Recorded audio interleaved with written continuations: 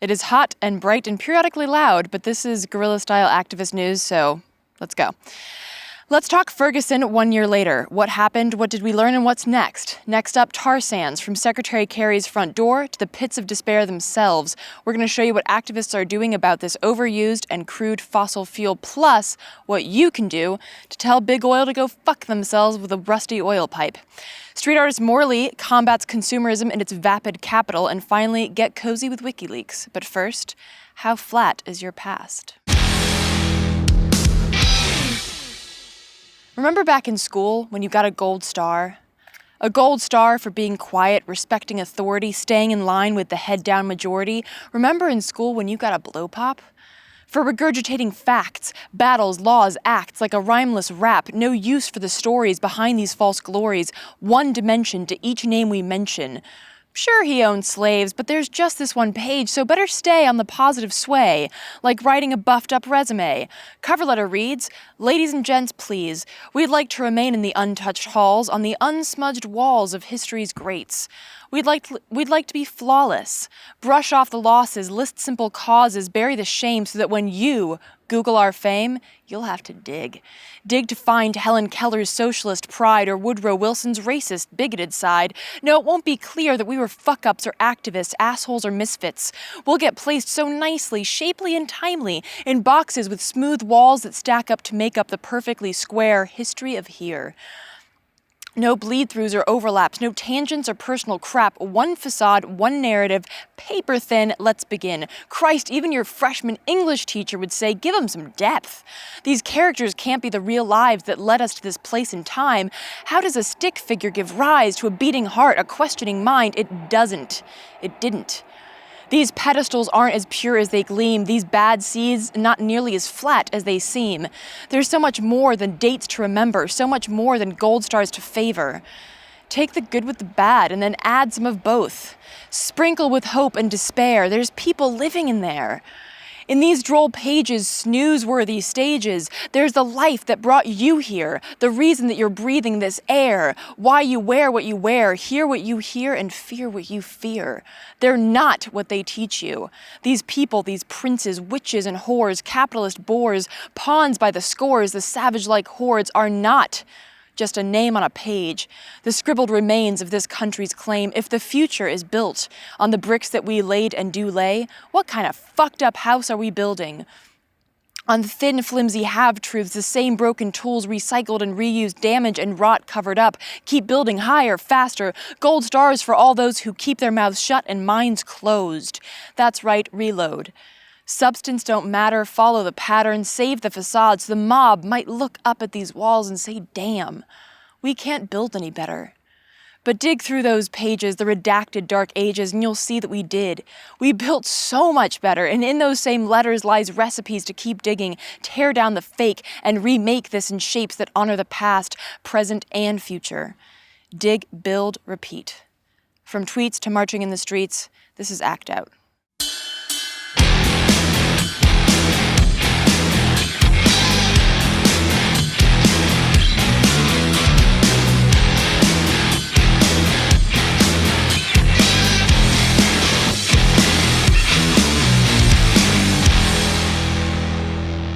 Welcome to Act Out. I'm Eleanor Goldfield, and this is your tipping point. As I mentioned, it's hot and bright, hence the sunglasses, so bear with me.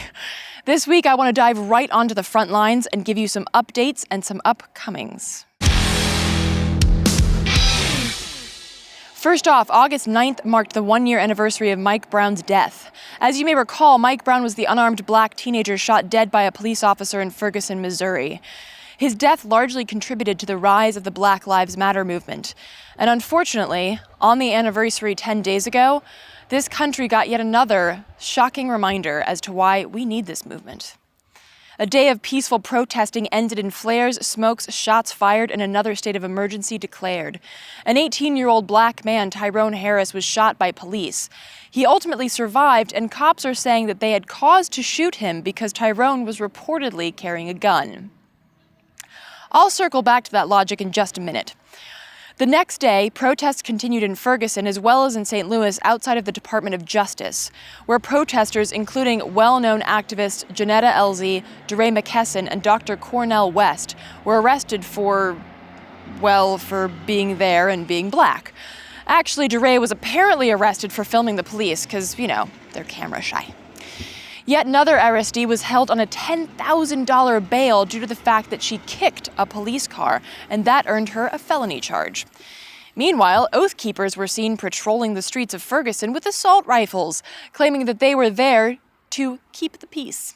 And while St. Louis County Police Chief John Belmar did call their presence there both unnecessary and inflammatory, no shit, the arrests of peaceful protesters continued, while these armed vigilantes, one of which claims that Obama is a mulatto, a Muslim, and not actually American, well, these guys continue to roam free.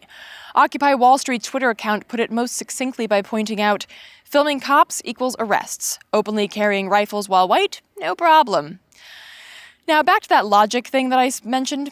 The Ferguson police claimed that they shot Tyrone Harris because he had a gun. Okay. So does this guy, and this guy, and really all of the Oath Keepers. That's kind of their thing. Now, we can argue over whether or not it's a good idea to have open carry laws, as in not fucking at all.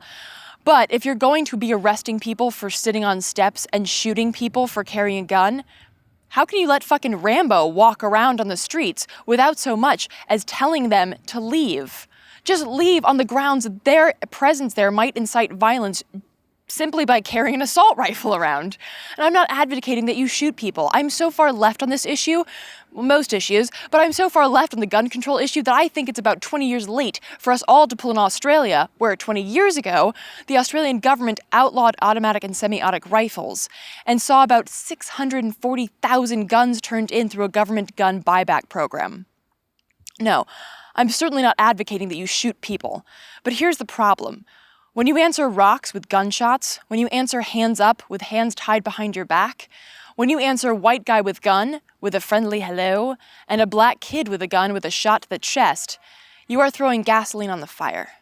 You are proving a point and hammering it home, showing the racist realities of this system and continuing to make it worse, doing nothing to make it better. So here's a fucking suggestion, Ferguson. Take the cops with Desert Storm gear out of there. Tell the Oath Keepers to go keep their oaths in a place that actually needs it, like, I don't know, Congress. And most importantly, work with the fucking protesters. They aren't protesters because they're thugs or miscreants. They're protesters because this system is guilty as hell, and you are doing nothing about it. Sit down with them at the table, sans guns. Get some real solutions working, and I guarantee you won't have cause to declare another state of emergency. Keep repeating the same tired old racist shit, and you won't get far. No justice, no peace. For continued updates on what's happening in Ferguson and indeed all over the country in terms of police brutality and Black Lives Matter, I recommend following both DeRay and Janetta, and that is 2 T's and 8 A's. Also check out thisisthemovement.org and mappingpoliceviolence.org. Moving on to the next section of the front lines, let's talk the environment. On August 25th, next Tuesday, activists will descend on Washington, many risking arrest in order to take the issue of big oil quite literally to Secretary of State John Kerry's front door. Why, you ask? Well, here's the basic gist. In typical underhanded asshole corporate fashion, the Canadian oil company Enbridge, yeah, that's an image of a 2010 oil spill courtesy of Enbridge. Enbridge is moving ahead with a huge expansion of its Alberta Clipper tar sands pipeline, despite the fact that it hasn't gone through a mandatory environmental review process. According to the fucksticks at Enbridge, they don't have to. They don't have to go through that pesky review process because they plan to build this horrendous planet-snuffing snake of a pipeline nearby an older existing pipeline. Okay, so even if that argument made sense, which it doesn't, how about the added environmental risk inherent in having 2 fucking pipelines so close to one another, carrying the most toxic form of this outdated, outmoded, outlogicked fossil fuel we've ever been dumb enough to dig out of the fucking ground? Luckily, this corporate backhanding has not gone unnoticed, and the activists with Midwest unrest are fighting back. 2 years and thousands of hours, phone calls, and petitions later, a lawsuit is expected to reach a federal court on September 10th. However, Secretary John Kerry does have the power to call bullshit on this deal even before then. So far, he has flatly ignored the continued protest over the tar sands and this pipeline, so protesters are making it so that he can't ignore them. Next Tuesday, August 25th, activists will meet in Washington, D.C. for an action calling on Secretary Kerry at his front door to stand with the people against big oil. The day will begin with a rally and some student speakers, after which protesters will march through Georgetown to Secretary Kerry's house. Some of them will risk arrest on Kerry's front steps, while others, including perhaps you, will rally in the streets without risking arrest. And if you need an extra nudge, consider this. The fate of the Keystone XL is still uncertain, but there is no question that the continued push of the people led officials to question this supposed shoo-in of a pipeline. In other words, giving a shit and doing something about it actually does work. We have to continue that fight because, as is the case with any issue, the corporate dickhats won't go down easily. So to join the fight and to learn more, visit MidwestUnrest.org. Now, from Kerry's front door to the tar sand pits themselves, one group of activists has decided to make a pilgrimage to one of these pits of despair via bicycle. Yep, last Saturday, activists set out on a 24-day bike ride from northern Washington state to just outside Alberta, Canada, seeking to spread awareness about the tar sands and to bring that sometimes lacking human connection to the environmental movement. I had the opportunity to talk to one of the bikers before she set out on the ride last week. Take a look. A bunch of folks from Seattle will be, biking along the Trans Mountain oil pipeline up to the tar sands. It's a way to kind of experience every mile of this of our landscape between where our oil comes from and where we live day to day, where it's really easy to kind of not think about the immense structural systems that we're involved in as a part of an oil economy and as a part of our capitalist economy. And is the route along an existing pipeline, or how did you choose the route that you're taking? Yeah, so right now there is a pipeline called the Trans Mountain Pipeline, and it runs from Edmonton, Alberta. And then it has a final little stretch that goes down to Anacortes, Washington, which is less than an hour from Seattle. And that pipeline carries 300,000 barrels per day of bitumen, so a really, really crude form of oil, out, and then it's tankered away over the seas and is refined. And right now they're proposing to twin that pipeline. So instead of 300,000 barrels per day, it would send 890,000 barrels per day, which I believe is about 20% larger than the proposed Keystone XL. What is the plan once you get to it's a tar sand pit, correct? And what is the plan once you get there? Well, it's more than just it's a vast expanse of land, a portion of Alberta the size of Florida. And so the end of our travels will end in Fort McMurray, which is the oil boom town of Alberta. We'll be staying with some First Nations groups up there, and we're really there to listen and try to capture stories. I know that our filmmaker will be going in a plane to get some aerial footage of the tar sands from up above. So what is the ultimate goal is, of course, as you said, to listen to people's stories. What will you then do with these stories? I saw that you had some blog posts on your page, but are you going to be turning that? You said the filmmaker. Are you going to be turning this into a documentary? Or are you going to be turning this into a longer series of journalistic entries? What exactly is the plan there?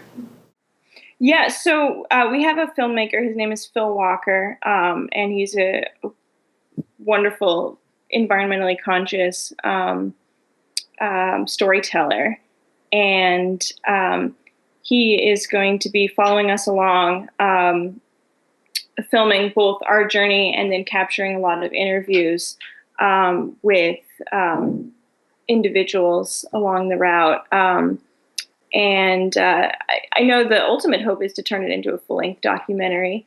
A part of the interesting thing about the group of folks that are doing this bicycle ride is that a lot of them are artists, musicians, storytellers in other ways. And so one of the projects that we will be working on is to take pictures of friends and folks that we meet, and to capture some quotes and some stories around this question, like what's one thing you want the world to know about the place that you live in?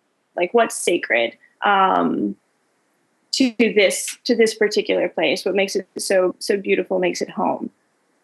Because I think that we all have stories that we carry within us about the place that we live. And a big focus of this trip is the sort of bioregional component, is that when you cross over the border from the United States to Canada, you don't enter a separate country as much as, you're still in the same bioregional land, and it's the same through line of people living. So a lot of our art projects are centering around or are trying to dig deeper down into what unites us, as opposed to trying to craft a condemning narrative of the tar sands are so bad, boo, boo, boo. Because I don't think that's what is going to lift us all up together.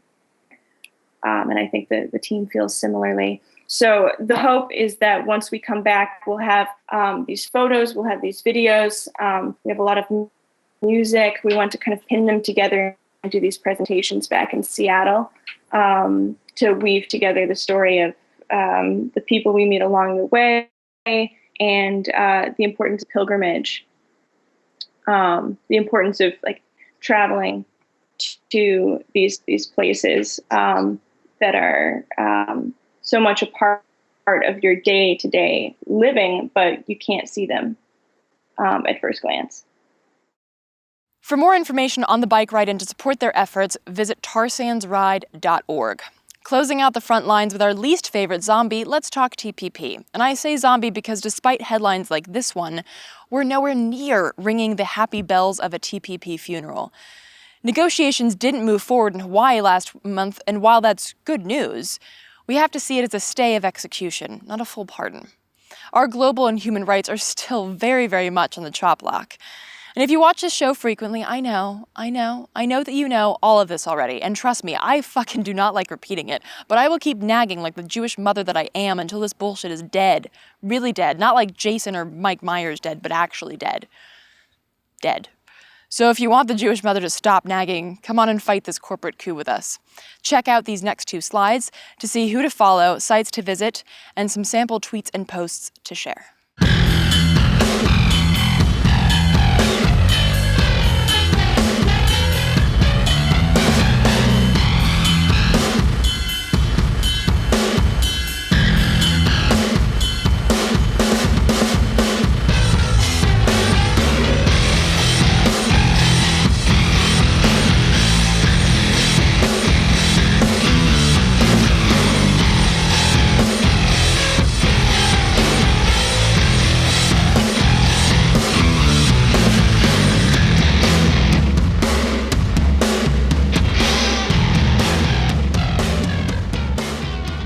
Now, from the front lines to street files, let's head back to LA, where one street artist doesn't just want to drop you a line, he wants to get to know you.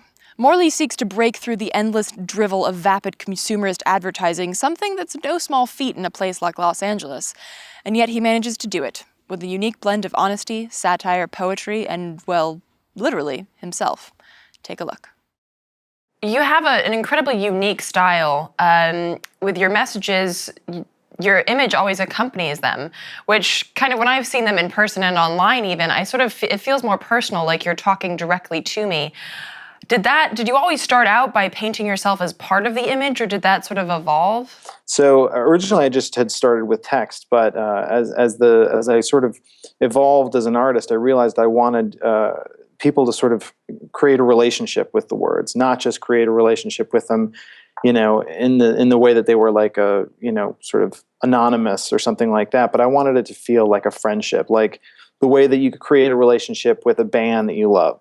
You feel a connection with the musician that's playing or singing and the lyrics that they're singing. And so for me, I wanted there to be more of a human element rather than, just sort of a disembodied, sort of voice that was sort of speaking, and no one could necessarily know who they were. For me, it was like I looked at some of the great, street artists out there and I said, Banksy's great, but he's kind of like mythic. He's kind of like this invention that could be anything, and for me, I wanted my words to be something that came from something that wasn't mythic, something that was just a sort of dopey looking guy with glasses, someone that you could be friends with. And so that's why I started drawing in the drawing of me into each of my pieces. Your art goes up in LA, which is, I lived there for 10 years, and it's a cacophony of ads and buy this, buy that, listen to this, shit like that. So it's an interesting concept, especially because a lot of your messages have to do, I mean, they're downright poetic, but a lot of them do set up that question like, is this really worse than an advertisement to buy some shit that you don't need? Talk a little bit about like the messages that you're conveying, whether they be political or poetic or social, or even just sort of these kind of funny little messages that you put out there. Well, for me, it was always, living in Los Angeles, you're bombarded with advertisements. And so for me, that was one of the reasons why I specifically wanted to create my art and put it or in the same level. I mean, a lot of times these ads are really good at sort of shoving themselves into our faces and sort of like really kind of infecting our world, and so much that you can't really look anywhere without seeing somewhere a giant ad telling you that this will complete you, this will make your life perfect if you only own this or do that or watch this TV show or whatever. And so for me, I saw all of these, these visuals that were constantly, bombarding us, and I thought, why not try and create even one small voice that can kind of offer something for free. And in terms of placement, do you try to place specific messages in certain places, or do you just kind of go for whatever is available? I always try to consider the environment. To me, the environment is at least 50% of the art, and the experience is walking by it and what kind of experience you're going to have with that message in that environment. I would never put a poster, in Compton that I would put in Beverly Hills. I definitely try to create, my messages and sort of find a place where the environment can inform the message with some context. And in terms of inspiration, again, going back to the concept that you have everything from let's fall in love like our parents aren't divorced, to things like you're not going to get permission to change the world. Where do you get these messages from? Do you get inspiration from the places where you post them, or is it just sort of like what you read and what you pick up in your daily life that inspires these messages? It's primarily my relationships with friends and family and loved ones, and then just sort of trying to keep an awareness of the kinds of things that people in the city that I live in and the places that I'm going to are dealing with. Any message that I'm putting out there is just as much for me as it is for anybody who might see it. And I think that to me it's important to kind of create that, to have that kind of relationship where, I'm not sort of just this kind of all-knowing person on high that has all the right answers. I'm just another person just trying to get through the day. And so I think that hopefully is one of the things that makes my work relatable to people. Yeah, absolutely. That human connection that you'll never get from, an Armani ad or something. You're sharing your human experience through the art. I know that your work is also in galleries. How is that different than, seeing it, even for yourself as the artist, seeing it in a gallery versus on the street?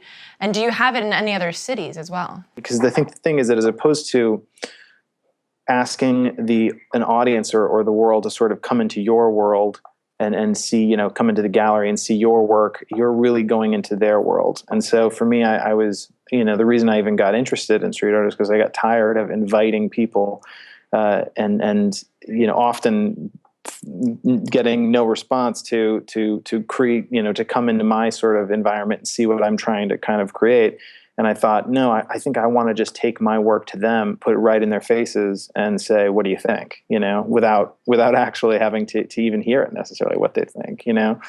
So I think the other thing too is that a lot of artists, street artists, and so forth, their work can transition well into gallery type environments, but I don't know if mine necessarily can as much, because the sentiment of like, I promise you're not just a waitress. If a waitress coming off a tough day, and she's always, she came out to LA because she dreamed of being an actress or a dancer or a musician or something like that, but right now is kind of just, for the last X amount of years, just been a waitress, and starting to say, well, is that all that I am? Is that all that I can be? Her walking down the street and seeing that sentiment means one thing. Her walking into a gallery and seeing it, I think, means another. The street really, again, it adds a context that I think is really important to what I do. And I think that, not that there's no value in what I do in a gallery, but I think it just changes it. And so I find it to be less gratifying than seeing my stuff on the street. It was a kind of an important moment to me when I created a piece that had that was the waitress piece, and put it in a gallery, and realizing like most waitresses couldn't afford this. And so, it was important to me to never completely lose the element of being able to offer something completely for free, that sentiment, and being able to give that to the people that need it. For more information on Morley and his work, check out iammorley.squarespace.com. Finally this week, it's been a while since we got cozy. Probably slipped my mind because it's fucking summer in the South, and hot as fuck, as you can probably tell. But this week's find is the perfect thing to read whilst curling up in a dark corner away from the prying eyes of the U.S. empire. The WikiLeaks file uses, WikiLeaks files to utterly destroy the oft-promoted concept that the US is a force for good in the world. The files pull from millions of top-secret State Department cables, part of a November 2010 WikiLeaks release, the largest release of government documents in history. Through this inside perspective, the book outlines how the U.S. empire actually functions, from military and economic interventions to covert actions and the outright violation of national sovereignty and human rights. USA, USA. Needless to say, our government doesn't want you reading this book, which is why I've already bought my copy, and so should you. As Pop Matters wrote in their review of the book, this is a dangerous book. It is also one whose importance and usefulness is hard to overstate. So go ahead, get cozy and get dangerous.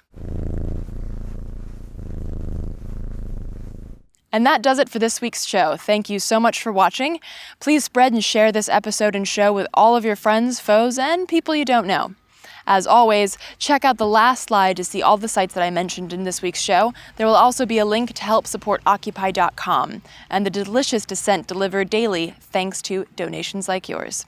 It is a 501c3, so anything you can contribute is tax deductible and hugely appreciated. Be sure to follow us on Twitter, like us on Facebook, and subscribe on YouTube. From this incredibly warm, humid, and bright Devil's Den, good night and act out.